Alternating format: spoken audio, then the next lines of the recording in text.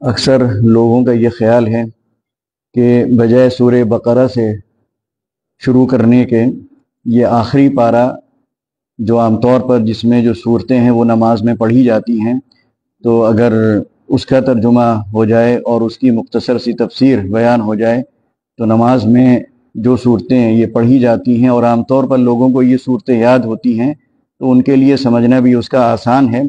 और फिर जब वो नमाज में ये सूरतें सुनेंगे या पढ़ेंगे तो वो उसके जो मानी और उसके जो मफाहिम हैं वो भी उनके समझ में आएंगे। तो बेहतर ये है कि इस आखिरी पारे से शुरू किया जाए। अब रमज़ान का ये महीना है, 30 दिन है या 29 दिन, जितनी भी सूरतें हो सकती हैं इंशाअल्लाह कोशिश की जाएगी ज़्यादा से ज़्यादा हो जाएं।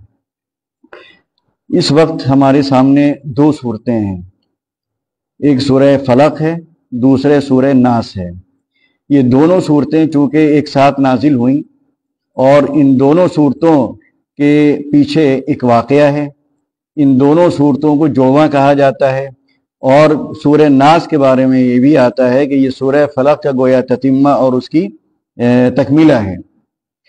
तो ये बेहतर लगा कि बजाय सूरह नास सिर्फ पढ़ी जाए, सूरह फलक और सूरह नास दोनों को शामिल कर लेते हैं। छोटी सूरतें हैं, इंशाअल्लाह ज़्यादा वक्त भी नहीं लगेगा और जो मसला है, मसले की जो नौइयत है वो भी पूरी तौर पर वाज़ेह हो जाएगी। तो जो कल तरीक़ा था कि पहले तिलावत की जाए तो वो इंशाअल्लाह तिलावत करते हैं, उसके बाद तर्जुमे और तफसीर का काम। आऊज़ु बिल्लाहि मिनश शैतानिर रजीम, बिस्मिल्लाहिर रहमानिर रहीम, कुल आऊज़ु बिरब्बिल फलक मिन शर्रि मा खलक व मिन शर्रि गासिकिन इज़ा वक़ब व मिन शर्रि हासिदिन व मिन शर्रि नफ़्फ़ासाति फिल उक़द व मिन शर्रि हासिदिन इज़ा हसद। बिस्मिल्लाहिर रहमानिर रहीम, कुल आऊज़ु बिरब्बिन नास, मलिकिन नास, इलाहिन नास, मिन शर्रिल वस्वासिल खन्नास, अल्लज़ी युवस्विसु फी सुदूरिन नास मिनल जिन्नति वन नास। सदक़ल्लाहुल अज़ीम। ये सूरह फलक का जो आगाज़ होता है वो इस पहली आयत से होता है जिसमें अल्लाह ताला नबी अलैहिस्सलातु वस्सलाम को हुक्म दे रहा है कि मोहम्मद सल्लल्लाहु अलैहि वसल्लम कहिए आऊज़ु बिरब्बिल फलक, कि मैं पनाह चाहता हूँ बिरब्बिल फलक, फलक के रब की। फलक यानी सुबह, सुबह के रब की। तो ये भी कहा जा सकता था बिरब्बिस सुबही, लेकिन उसके बजाय बिरब्बिल फलक कहा गया। फलक के माने आते हैं फाड़ना, चाक करना। कुरान करीम की एक आयत में आता है फालिकुल इस्बाह, यानी रात की तारीकी को चाक करके सुबह को नमूदार करने वाला। दूसरी आयत में है फालिकुल हब्बी वन नवा, दाने और गुठली को चाक करके उसको फाड़ कर उसमें से कोपल निकालने वाला। और फिर आपको मालूम है कि जब कोपल निकलती है तो वही फिर एक तनावर दरख्त बनता है, उसमें पत्ते लगते हैं, उसमें शाखें निकलती हैं और फिर उसमें फूल खिलते हैं या उसमें फलों से वो शाखें लग जाती हैं। तो ये अल्लाह ताला ने जो अपनी सिफत बयान की कि रब्बिल फलक, यानी आऊज़ु बिरब्बिल फलक, सुबह रात की तारीकी को चाक करके सुबह के उजाले को निकालने वाला जो रब है उसकी पनाह में मैं आना चाहता हूं।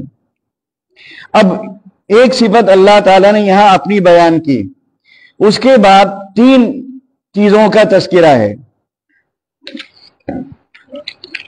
बल्कि 4 शर, 4 फितने, 4 मुसीबतें, 4 गोया तकलीफें, 4 परेशानियां, उनका तस्किरा है।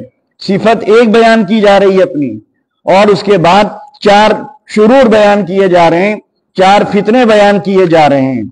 इसके मुकाबले में सूरह नास में अल्लाह ताला 3 अपनी सिफतें बयान करता है। दोनों को साथ रख के चलेंगे तो समझने में थोड़ा आसानी होगी। कुल आऊज़ु बिरब्बिन नास, मलिकिन नास, इलाहिन नास। यहां है सिर्फ रब्बिल फलक, वहां रब्बिन नास, मलिकिन नास, इलाहिन नास। और उसके मुकाबले में जिस शर का या जिस फितने का, जिस आजमाइश का उसके बाद तस्किरा है, वो सिर्फ एक है। इससे यह अंदाजा लगाया जा सकता है कि वो फितना या वो आजमाइश या वो मुसीबत या वो परेशानी जो सूरह नास में है, वो वाकईतन बड़ी सख्त परेशानी है, बहुत बड़ा फितना है और बहुत बड़ी आजमाइश है। और उसके मुकाबले में ये 4 फितने या 4 शुरूर जिनका तस्किरा सूरह फलक में मिलता है, वो उसके मुकाबले में बहुत हल्के हैं, बहुत मामूली हैं, बड़े वक्ती हैं और आर्जी हैं, खत्म हो जाने वाले हैं, और इनका कोई बड़ा नुकसान हमको आखिरत में नहीं मिलने वाला है। इनका ताल्लुक जिस्म से है, उसका ताल्लुक रूह से है, इसका ताल्लुक हम मादियत से है और उसका ताल्लुक ईमान से है, अकीदे से है और आखिरत से है। तो ये जो तरतीब है या सिफात का बात की आयात से जो रब्त है और जो मुनासबत है, इसको भी समझना बहुत जरूरी है। तो पहली बात जो कही गई कि मैं सूरह फलक में कि मैं, और दूसरी चीज ये भी समझना है कि जहां जहां पर नबी अलैहिस्सलातु वस्सलाम को मुखातब करके कोई हुक्म दिया जा रहा है, तो इसका मतलब यह नहीं कि तन्हा आप मुखातब हैं। नबी अलैहिस्सलातु वस्सलाम पर शैतान का असर नहीं हो सकता था, क्योंकि आपने खुद फरमाया कि हर इंसान के साथ शैतान लगा हुआ है। सहाबा किराम रिज़वानुल्लाहि अलैहिम अजमाइन ने पूछा क्या आपके साथ भी ऐसा है? तो आपने फरमाया हाँ, लेकिन वो मेरा मुती बन चुका है, मेरा फरमाबरदार बन चुका है। इसी तरह कुरान करीम की एक आयत में है, इन्नहु लैसा लहू सुल्तानुन अलल्लज़ीना आमनू व अला रब्बिहिम यतवक्कलून, कि शैतान का कोई बस नहीं चलेगा उन लोगों पर जो ईमान रखते हैं और अल्लाह की जात पर भरोसा करते हैं।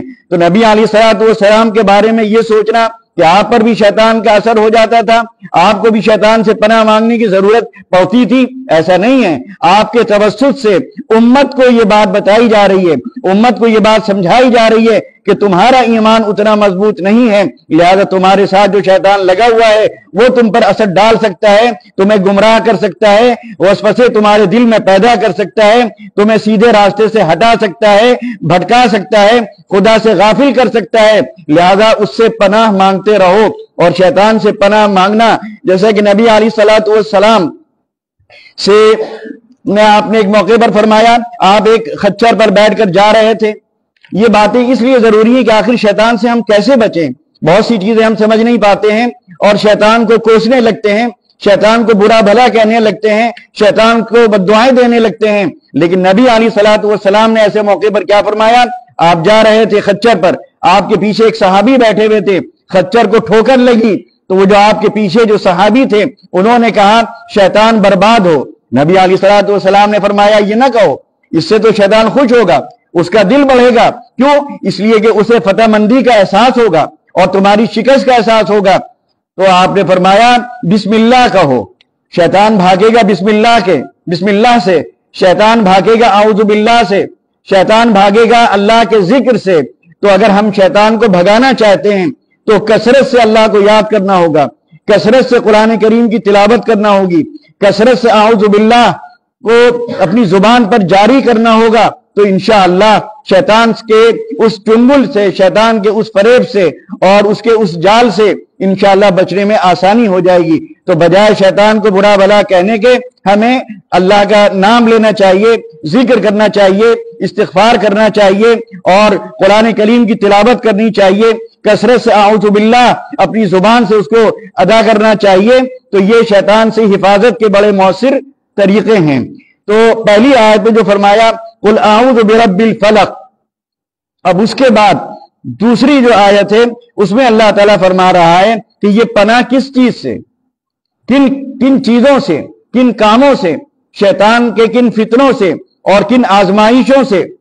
فرمایا من شر ما خلق، کہ میں اللہ کی پناہ چاہتا ہوں۔ من اس جو صفت بیان کی رب الفلق، یہ بھی ذہن میں رکھیے کہ رات کی تاریکی کو چاک کر کے صبح کا اجالا اس سے نکالنے والا جو رب ہے اس کی پناہ میں آنا چاہتا ہوں۔ اب دیکھیے دوسری جو شر ہے، من شر ما خلق، پناہ کس چیز سے چاہی جا رہی ہے؟ من شر ما خلق، یعنی وہ تمام چیزیں جو اللہ نے پیدا کی ہیں، یعنی اللہ کی جتنی بھی مخلوقات ہیں، خواہ وہ کسی بھی شکل میں ہو، کسی نوعیت کی ہو، کسی سائز کی ہو، کسی وزن کی ہو، ان تمام مخلوقات کے شر سے پناہ چاہتا ہوں۔ اب آپ سوچئے اللہ تعالیٰ نے دنیا میں جتنی بھی چیزیں پیدا کی ہیں ان میں ہم بھی ہیں، اس میں نباتات بھی ہیں، اس میں جمادات بھی ہیں، اس میں چرند اور پرند بھی ہیں، اس میں رات دن صبح شام یہ ساری چیزیں ہیں۔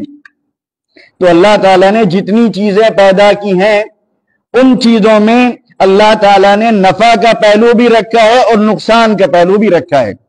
ایک ہی چیز بیک وقت نافع بھی ہے اور مضر بھی ہے، ایک ہی چیز بیک وقت اس میں خیر بھی ہے اور اس میں شر بھی ہے۔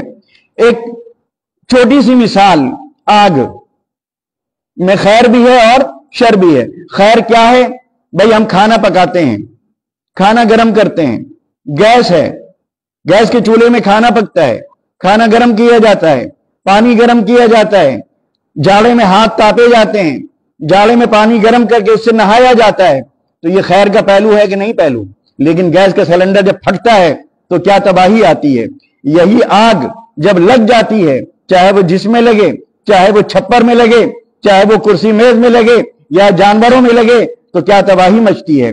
تو یہی آگ ایک طرف فائدہ پہنچا رہی ہے، نفع پہنچا رہی ہے، خیر کا پہلو لیے ہوئے ہے ہمارے لیے، یعنی ہم اس سے فائدہ اٹھا رہے ہیں۔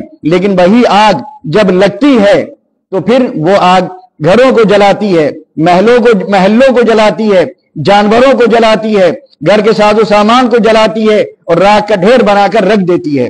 تو آگ کے اس پہلو سے، اس شر کے پہلو سے پناہ مانگنی چاہیے کہ اے اللہ کبھی یہ نوبت نہ آئے کہ ہمارے گھر میں آگ لگے، ہمارے جسم کو آگ لگے، کبھی یہ نوبت نہ آئے کہ گھر کا سلنڈر پھٹے اور اس سے گھر کی چھت جو ہے وہ اڑ جائے۔ اسی طرح ہوا کتنی ضروری ہے، اگر ہوا نہ ہو تو آپ سانس نہیں لے سکتے، ہوا نہ ہو تو آپ کے پھیپھڑوں کو آکسیجن نہیں مل سکتی، ہوا نہ ہو تو آپ کا پسینہ خشک نہیں ہو سکتا۔ لیکن یہی ہوا جب بہتی ہے، جب یہ طوفانی شکل اختیار کرتی ہے تو درختوں کو جڑ سے اکھاڑ کر پھینک دیتی ہے، گھروں کو اس کی بنیادوں سے ہلا کر رکھ دیتی ہے، گھر ڈھا جاتے ہیں، کھیتی برباد ہو جاتی ہے، درخت میں جو پھل لگے ہوتے ہیں وہ سارے زمین پر آ جاتے ہیں۔ کتنی تباہی مچتی ہے جب وہی ہوا آندھی کی شکل اختیار کرتی ہے اور آندھی کی طرح جب وہ تیز چلتی ہے۔ اسی طرح پانی ہمارے لیے کتنا ضروری ہے، نہ پئیں تو پیاس سے مر جائیں گے، کتنے دن آپ پیاسے رہ سکتے ہیں۔ لیکن یہی پانی جب بہتا ہے، جب دریا میں سیلاب آتا ہے، جب طغیانی آتی ہے، جب زیادہ بارش ہوتی ہے، تب سوچئے کیا کیفیت ہوتی ہے۔ باڑھ کے موقع پر، سیلاب کے موقع پر یا طوفانی بارش کے موقع پر نہ غلہ بچتا ہے، نہ پھل بچتے ہیں اور نہ انسان سکون سے رہ پاتا ہے، نہ کام کاج کر پاتا ہے۔ یہی دریا جب بہتا ہے جس میں آدمی مچھلی پکڑ رہا ہے اور اسی میں ناؤ چل رہی ہے، لیکن جب سیلاب آتا ہے اس میں موجیں اٹھتی ہیں، طوفان آتا ہے تو اسی میں آدمی ڈوب کر مرتا بھی ہے۔ وہی جو بڑے سکون کے ساتھ کل یہاں مچھلی پکڑ رہا تھا، آج سیلاب جب آیا تو وہ اسی میں ڈوب کر مر گیا۔ کتنی ناؤ پلٹ جاتی ہیں اور नाव पर चलने वाले, नाव पर बैठकर एक जगह से एक किनारे से दूसरे किनारे जाने वाले उसी में गर्क हो जाते हैं। तो यही पानी, उसके अंदर खैर का पहलू भी है, उसके अंदर शर का पहलू भी। हवा खैर का पहलू भी और शर का पहलू भी। इसी तरह एक और मिसाल दी जा सकती है। मिसाल के तौर पर माँ है, अजीब सी मिसाल लगती है, लेकिन माँ, वही माँ जब सही तरबियत करती है तो बच्चे के अखलाक को संवारती है, और वही माँ लाड जब करने पर आती है तो उसके लाड से वही बच्चा बिगड़ जाता है। तो अगर देखा जाए तो माँ के अंदर भी खैर भी है और शर भी है। अगर वो तरबियत सही कर रही है तो खैर है, और अगर लाड प्यार के नतीजे में वो अपने बच्चे को बर्बाद कर रही है, उसको गुमराह कर रही है, उसको जो है तकब्बुर उसके अंदर पैदा कर रही है और उसको गलत रास्ते पर डाल रही है, फजूल खर्ची का उसको आदी बना रही है, उसके अंदर तरह तरह की खराबियां उस लाड और प्यार के नतीजे में पैदा हो रही हैं, तो ये माँ का गोया शर वाला पहलू है। तो अल्लाह ताला से पनाह मांगनी चाहिए, और वही पनाह मांगी जा रही है कि अल्लाह ताला ने जितनी भी चीजें पैदा की हैं, अल्लाह ताला उनके खैर के पहलू से मुस्तफीद होने का मौका हमें अता फरमाता रहे, और उनके अंदर शर का पहलू है, अल्लाह ताला उससे हमारी हिफाजत फरमाता रहे। उसके बाद मिन शर्रि गासिकिन इज़ा वक़ब, और पनाह किससे मांगी गई? अंधेरे से, तारीकी से जब छा जाए। क्योंकि आमतौर पर आप देखेंगे कि जो जराइम होते हैं, जराइम चाहे चोरी हो, चाहे डकैती हो, चाहे इस्मत दरी हो, चाहे और इस तरह की कोई गलत हरकतें हो, वो ज्यादातर रात के अंधेरे में की जाती हैं। अंधेरे का सहारा लिया जाता है, अंधेरे की आड़ में वो काम किए जाते हैं। जुआ रात में खेला जाएगा, शराब ज्यादा रात में पी जाएगी, बेहयाई के सारे काम रात में किए जाएंगे। तो फरमाया रात की तारीकी जब फैलती है और उस वक्त इस तरह के अफराद जब सरगर्म अमल होते हैं, बुरे लोग जब खुलकर मैदान में आते हैं और रात के अंधेरे का सहारा लेकर रात की तारीकी में अपने जराइम अंजाम देते हैं और सारी बेहूदगियां वो रात के अंधेरे में करना चाहते हैं, तो ए अल्लाह रात की इस तारीकी से भी हमारी हिफाजत फरमा। उसके बाद वो मिन शर्रि नफ्फासाति फिल उक़द, जिसकी वजह से ये सूरह नाजिल हो रही है। इन दोनों सूरतों का शान नुज़ूल क्या है वो भी अभी मैं आपको बताता हूं। वह मिन शर्रि नफ्फासात, उसके बाद जो पनाह चाही जा रही है, पनाह मांगी जा रही है, कहा जा रहा है मिन शर्रि नफ्फासात, फूकने वालियों से। किससे? फूकने वालियों से।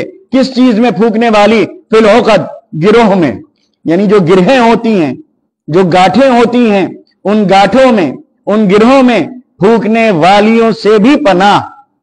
अब वाकया क्या था? नबी अलैहिस्सलातु वस्सलाम को अपनी जिंदगी में दो मरहले ऐसे पेश आए कि एक मरहला तो ऐसा था कि आपको जहर आलूद गोश्त खिलाया गया, वो भी एक यहूदी खातून ज़ैनब बिन्त हारिस ने नबी अलैहिस्सलातु वस्सलाम को जहर आलूद गोश्त दिया खाने में। आपने वो निवाला बनाकर अपने मुंह में डाला, लेकिन आपको ये इसकी इत्तला दी गई कि इसमें जहर मिला हुआ है। आपने फौरन वो निवाला उगल दिया। वहीं पर एक सहाबी मौजूद थे, उन्होंने खा लिया, उनका इंतकाल हो गया। अब देखिए बशरियत के अपने तकाजे हैं, जिस्म के अपने तकाजे हैं, बहुत सी चीजें सब मिली जुली हैं जो भी समझ में आएंगी। उसका असर क्या पड़ा कि नबी अलैहिस्सलातु वस्सलाम की जब विसाल का वक्त करीब आया, तब भी आपने फरमाया कि वो जहर आलूद गोश्त जो एक सेकंड के लिए मेरे मुंह में गया था, वो आज भी असर डालता है और ऐसा लगता है कि मेरे पेट की रगें कट जाएंगी। आप बशर थे, बशरियत के तकाजे थे कि जिस्म पर आपके असर पड़ रहा था। एक वाकया ये हुआ, वो भी यहूदी औरत उसके पीछे। दूसरा वाकया आप पर जादू करने का था। लबीद बिन आसम एक यहूदी है, उसकी दो बेटियां हैं, वो खुद भी जादूगर और अपनी बेटियों को भी उसने जादू सिखाया। उसने बेटियों ने आप पर जादू किया। जादू इस तरह किया कि आपका कंघा और आपके बाल उसमें लगे हुए थे, उनको कहीं से हासिल किया और हासिल करने के बाद उसमें गिरें लगाई, 11 गिरें, और गिरें लगाने के बाद वही अमल किया जादू का, और उसके बाद जरवान नाम का एक कुआं था, उस कुएं के अंदर उसको डाल दिया। उसका असर नबी अलैहिस्सलातु वस्सलाम पर पड़ा, लेकिन आपके जिस्म पर पड़ा। दो चीजें हैं, एक आप एक तरफ बशर भी हैं, दूसरी तरफ नबी भी हैं। आपकी इताअत अल्लाह की इताअत है, آپ पर वही नाजिल हो रही है, अल्लाह ताला आप पर कुरान करीम नाजिल कर रहा है, आपको अवामिर और नवाही आसमान से दिए जा रहे हैं। तो जादू का असर आपके जिस्म पर पड़ा, लेकिन अगर कोई ये समझता है कि उसका असर आपके दिमाग पर पड़ा, आपके दिल पर पड़ा, तो ये उसकी बहुत बड़ी भूल और बहुत बड़ी जिहालत और बहुत बड़ी नादानी है। नबी अलैहिस्सलातु वस्सलाम अक्ल नबूवत रखते थे, शऊर नबूवत रखते थे, इदराक नबूवत रखते थे, एहसास नबूवत रखते थे। उस पर किसी चीज का कोई असर नहीं पड़ सकता था। हाँ, बशरियत का तकाजा था कि आपके जिस्म पर असर पड़ा, आपके पांव में दर्द रहने लगा। समझे आप? तो कभी भी यह ख्याल, बाज रिवायात में इस तरह की बातें आती हैं, लेकिन नबी अलैहिस्सलातु वस्सलाम के बारे में इस तरह का ख्याल ज़हन में नहीं आना चाहिए। बशरी नबी अलैहिस्सलातु वस्सलाम पर तलवार का असर पड़ा कि नहीं पड़ा, दंदाने मुबारक आपके शहीद हुए कि नहीं शहीद हुए, जहर आलूद गोश्त का असर पड़ा कि नहीं पड़ा, ये सारे असरात आपके जिस्म पर पड़ रहे हैं। आपकी गर्दन पर ऊंट की ओझड़ी डाली गई, उसके वजन से आपको सिजदे से उठना मुश्किल हो गया। ये ताइफ में पत्थर मारे गए, आपके पांव से खून जारी हुआ, पांव लहू लहान हो गए। ये सारी चीजें जिस्म से ताल्लुक रखती हैं, लेकिन जहां तक आपकी अक्ल का सवाल है, जहां तक शऊर का सवाल है, जहां तक आपके एहसास और इदराक का सवाल है, उसमें कोई असर किसी भी चीज का नहीं पड़ा। चाहे आपके खिलाफ जो जो साजिशें की गई हों, वो सब नाकाम हुई हैं यहां पर। तो नबी अलैहिस्सलातु वस्सलाम पर ये जादू हुआ। अब उसके बाद क्या हुआ? आपको एहसास हुआ। तो उसके बाद ख्वाब में, बल्कि हो सकता है कि हालत बेदारी में यह वाकया पेश आया हो। दो फरिश्ते आपकी खिदमत में हाजिर होते हैं, एक सरहाने बैठता है, दूसरा पायताने बैठता है। एक फरिश्ता दूसरे फरिश्ते से ये पूछता है, भाई इनको क्या बीमारी है? तो दूसरा फरिश्ता बताता है, इन पर जादू किया गया है। तो फिर वो फरिश्ता, अल्लाह ताला उस फरिश्ते के जरिए आपके इल्म में ये बात ला रहे हैं, वो कहता है कि फुला ने जादू किया है, और वो कंघा यानी जादू में इस्तेमाल की हुई वो चीज फला कुएं में, जिसका ये नाम है, वहां डाल दी गई है। अगर वहां से वो निकाली जाए और उसी मौके पर ये सूरतें नाजिल हुई हैं, और ये सूरतें जो हैं पढ़ी जाएं, एक एक आयत पढ़ी जाए और एक एक गिरा खोली जाए, तो जादू का असर जायल हो जाएगा। चुनांचे वो कंघा निकाला गया वहां से, और आप नबी अलैहिस्सलातु वस्सलाम एक एक आयत पढ़ते जाते थे, एक एक गिरा खोलते जाते थे, यहां तक के सारी गिरा खुल गई और दोनों सूरतें मुकम्मल हो गई और जादू का वो असर जायल हो गया। ये वाकया जो आपके साथ पेश आया, ये भी हमारे और आपके लिए, हम आप न जाने कितने आमिलों के चक्कर में पड़ते हैं, जबकि कुरान करीम की ये दो सूरतें मौजूद हैं जो जादू का तोड़ हैं। इनको जो आमतौर पर जादू होता है या हसद होता है, दोनों का तोड़ इसमें मौजूद है। तो बजाय इधर उधर जाने के, इधर उधर भटकने के, आमिलों पर पैसा खर्च करने के, मामूल बना लिया जाए कि सोने से पहले हमें ये दोनों सूरतें पढ़ना है और अपने ऊपर दम करना है। नबी अलैहिस्सलातु वस्सलाम के ये भी मामूल था कि सोने से पहले आप चारों कुल पढ़कर अपने हाथ पर दम करते थे और उसके बाद पूरे जिस्म पर फैल लिया करते थे। और जब नौबत यह आई कि आपकी आखिरी वक्त आया और आपके लिए ये अमल दुश्वार हो गया, तो हज़रत आयशा रज़ियल्लाहु ताला अन्हा, आप उनके हाथ पर फूंकते थे और वो अपना उन दोनों फूके हुए हाथों को नबी अलैहिस्सलातु वस्सलाम के पूरे जिस्म पर फेर दिया करती थी। तो ये एक नुस्खा मौजूद है, एक इलाज मौजूद है, एक तदबीर मौजूद है, उसको इख्तियार करने की जरूरत है, न कि इधर उधर भटकने की। उसके बाद फरमाया, वमिन शर्रि हासिदिन इज़ा हसद, पनाह किससे मांगी जा रही है? हसद करने वालों के हसद से। अब देखिए आयत की तरतीब देख लिए, पहले क्या है? मिन शर्रि मा खलक, जब इंसान उन तमाम चीजों के शर और फितने से महफूज हो जाएगा, और फिर उसके बाद रात की अंधेरे में जो फितने आजमाइशें होती हैं, जो जराइम होते हैं, उनसे भी महफूज रहेगा, और फिर जादू टोने से भी महफूज रहेगा, तो यकीनन वो आदमी तरक्की करेगा, वो आदमी खुशहाल होगा, वो आदमी आगे बढ़ेगा, उसको शोहरत भी हासिल होगी, इज्जत भी हासिल होगी, क्योंकि अब उसके कामों में कोई रुकावट नहीं है, आगे बढ़ने में कोई उसकी टांग नहीं खींच रहा है। तो अब जब वो तरक्की करेगा, तो अब चौथा मरहला शुरू होता है, वो हसद का। हसद कब होगा? जब आप तरक्की करेंगे, जब आप खुशहाल होंगे, जब आपका कारोबार आगे बढ़ेगा, जब दुकान में ग्राहक आएंगे, जब आपके पास पैसा आएगा, जब आपके पास इल्म आएगा, जब शोहरत और इज्जत मिलेगी। तो ये तीनों रुकावटें दूर हो गई जो तरक्की के रास्ते में रुकावटें थी। अब आप आगे बढ़ रहे हैं, तो अब चौथा मरहला आपके साथ शुरू हो जाएगा, और वो है हसद का। हसद किसी जाहिल से नहीं होगा, हसद आलिम से होगा, हसद गरीब से नहीं होगा, हसद दौलतमंद से होगा, हसद बीमार से नहीं होगा, हसद सेहतमंद से होगा। तो अब हसद का ये मरहला ये भी बड़ा खतरनाक है, तो इसका भी इलाज यही सूरह है। तो इस सूरह को हमें ज्यादा से ज्यादा पढ़ने की जरूरत है। उसके बाद अब सूरह नास है, इसमें नबी अलैहिस्सलातु वस्सलाम से कहा जा रहा है आऊज़ु बिरब्बिन नास, कि ए नबी, ए मोहम्मद, ए हबीब, ए महबूब, कुल कहिए, पढ़िए क्या, आऊज़ु बिरब्बिन नास, कहिए कि मैं पनाह चाहता हूं, पनाह में आना चाहता हूं। किसकी पनाह में? रब्बुन नास, जो तमाम इंसानों का रब है, यानी उनका पालनहार है, उनकी परवरिश करने वाला है, उनकी निगहदाश्त करने वाला है, उनकी हिफाजत और उनकी निगरानी करने वाला है।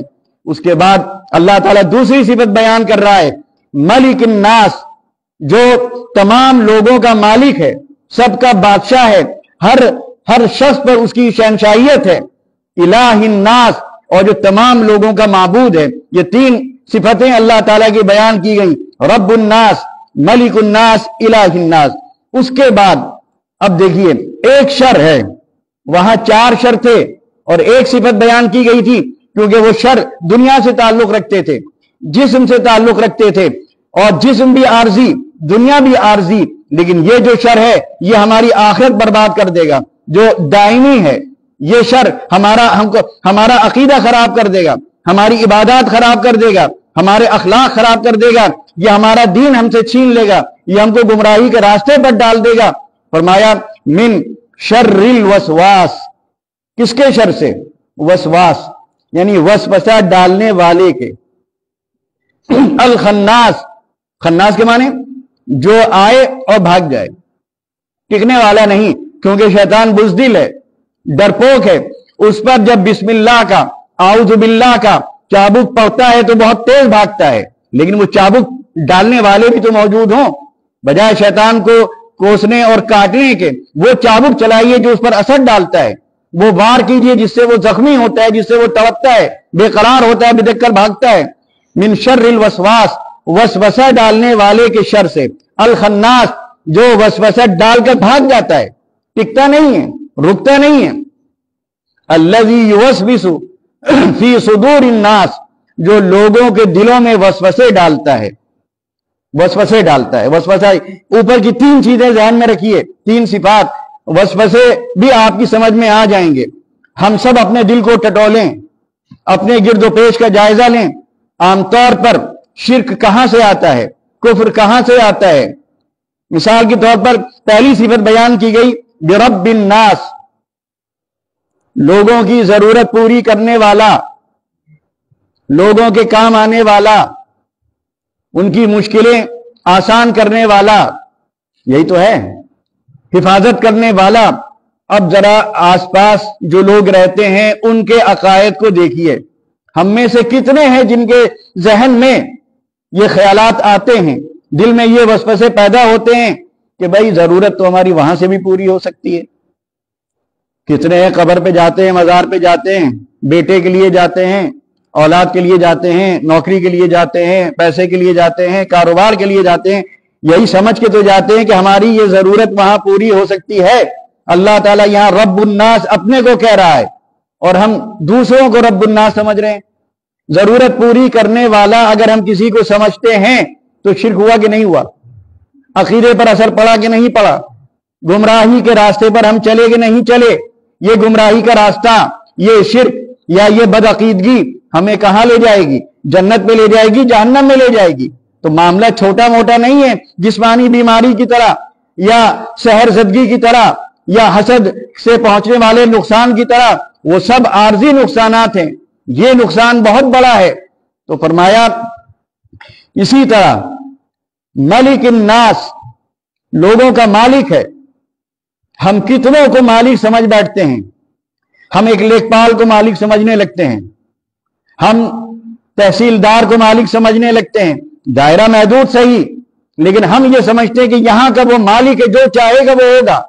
वो इनकी जमीन इनको दे सकता है, इनकी जमीन उनको दे सकता है, इनकी जमीन घटा सकता है, उनकी जमीन बढ़ा सकता है। ये तसव्वुर होता है कि नहीं? एक एमएलए का दायरा महदूद सही, कारपोरेटर का दायरा महदूद सही, लेकिन हम समझते हैं कि मोहल्ले में कारपोरेटर सब कुछ कर सकता है, प्रधान ब्लॉक प्रमुख सब कुछ कर सकता है, एमएलए सब कुछ कर सकता है अपने दायरे में, एमपी अपने दायरे में सब कुछ कर सकता है, वजीर आजम अपने दायरे में सब कुछ कर सकता है, लेकिन हकीकत में ये सब गुलाम है। मच्छर से ज्यादा इनकी हैसियत नहीं है। किसी ओहदे पर हो, बड़े से बड़े ओहदे पर होते हुए भी अल्लाह की नजरों में मच्छर से ज्यादा उनकी हैसियत नहीं है। वो उतने बेबस हैं, उतने आजिज हैं जितने के आप हैं। वहां तो चलती है अल्लाह की, उसकी मिल्कियत हर जगह है। हिम्मत नहीं किसी की कि इनकी जमीन इनके नाम कर दे या इनकी जमीन इनके नाम कर दे। हिम्मत नहीं कि इनकी चीज इनको दे दे या इनको फायदा पहुंचा दे या इनको नुकसान पहुंचा दे। नुकसान पहुंचाने वाली जात खुदा की है। जब तक वहां से इजाजत ना होगी, जब तक उसकी मर्जी ना होगी, जब तक वो ना चाहेगा, दुनिया में ये सब जो चीजें हमें नजर आ रही हैं, जिनके बारे में हमारा ये ख्याल है कि ये मालिक हैं, ये कादिर हैं, ये कर सकती हैं, ये नफा नुकसान पहुंचा सकती हैं, यही तसव्वुर हमें शिर्क तक ले जाता है। तो अल्लाह ताला ने यहां जो अपनी सिफत बयान की मलिकिन नास, उसके बाद इलाहिन नास, जब यही चीज आगे बढ़ती है तो इबादत तक आदमी पहुंच जाता है। कब्रों पर सिजदा होता है कि नहीं? क्या सजदा इबादत नहीं है? चादर चढ़ाना या वहां जाके माथा टेकना या वहां बैठकर उससे उन्हीं से दुआएं मांगना, क्या ये इबादत नहीं है? तो ये वसवसे कौन डाल रहा है? उनके बारे में ये ख्याल हमारे दिल में कौन पैदा कर रहा है? कौन उनकी ये अजमत और उनका तकद्दुस हमारे दिल में पैदा कर रहा है? ये यकीनन शैतान है। वसवास अल खन्नास, वो भागता है, उसकी हिम्मत नहीं कि ज्यादा देर आपके सामने खड़े हो सके। आप वो तलवार चलाइए, वो चाबुक चलाइए, वो उस पर वो लाठी चलाइए जिससे उसको तकलीफ होती है, जिससे उसको चोट पहुंचती है, और वो लाठी बिस्मिल्लाह है, वो लाठी औज़ु बिल्लाह है, और वो कुरान करीम की आयात हैं और इस्तिग़फ़ार है। अब उसके बाद बहुत अहम बात ये कही जा रही है, मिनल जिन्नति वन नास। शैतान की दो शक्लें हैं, वसवसे डालने वाले दो किस्म के हैं। एक वसवसा डालने वाला मिनल जिन्ना, ठीक है, शैतानों में से। शैतान भी क्या था? जिन था। और दूसरे वसवसे डालने वाले खुद हमारे ही अपने भाई हैं, हमारे ही अपने दोस्त, हमारे ही साथी हैं। मसलन एक आदमी अजमेर जाता है, चादर चढ़ाता है, माथा टेकता है, इत्तिफाक ऐसा कि उसका काम बन गया, आपका दोस्त है, आपका एक काम अटका हुआ है। अब उससे जब आपने अपनी काम की बात रखी उसके सामने, तो उसने आपसे कहा भाई मैं वहां गया था, मैंने चादर चढ़ाई, मैंने सजदा किया, मैंने वहां अजमेर के शाह से दुआ मांगी, उनका नाम लेकर उनसे मेरा वो काम हो गया, चलो तुम भी चलो। अब जिसकी जरूरत अटकी हुई है, जबकि जरूरतें पूरी करने वाला रब्बुन्नास है, लेकिन वो जरूरत पूरी अल्लाह ताला नहीं कर रहा है, उसमें कोई मसलहत है, कोई हिकमत है, तो आपका वो दोस्त आपके दिल में वसवसे डालता है और आप उसके वसवसे के शिकार होकर जाकर वहां चादर चढ़ाते हैं या वहां जाकर आप सिजदा करते हैं, माथा टेकते हैं। तो इस तरह के बहुत से दोस्त हैं। एक दोस्त है शराबी है, आप शराब नहीं पीते, लेकिन वो क्या करता है? आपको शराब का आदी बनाता है। आपका दोस्त जुआरी है, आपकी सोबत खराब है, आप उसके जेर असर रहकर आप जुआरी बन जाते हैं, और न जाने फिर किन किन रास्तों पर आदमी चलने लगता है, उसका अकीदा किस तरह बदलता है, उसके अखलाक किस तरह खराब होते हैं, और वो किस तरह बदकिरदारी में वो मुब्तला हो जाता है। और ये सब बुरी सोबत का नतीजा, बुरे दोस्तों का नतीजा, बुरे साथियों का नतीजा है। तो बस अब बहरहाल कोशिश यही करना चाहिए कि जो चीजें इस सूरे में या इससे पिछली सूरत में बयान की गई उनको ज़हन में रखा जाए और उन पर अमल करने की कोशिश की जाए। व आखिरु दावाना अनिल हम्दुलिल्लाहि रब्बिल आलमीन।